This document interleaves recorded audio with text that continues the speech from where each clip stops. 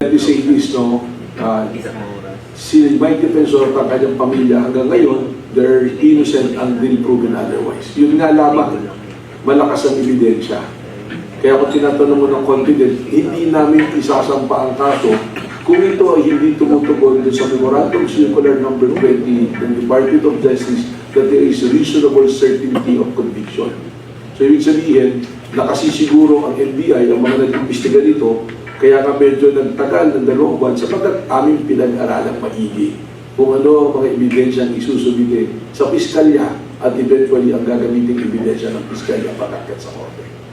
Thank you, Director. Next question po. Wala na. Kung wala na po kayong tanong, maraming salamat po for coming at salamat din po sa inyo, Director Melvin Matibag. Maraming salamat po at andito po ang NBI para tulungan po kayong lahat. Kung meron po mga reklamo at sumbong, magtungo po kayo rito. Dito po sa NBI, puro mga professional, bawal po ang bobo at tara dito sa NBI. Maraming salamat po.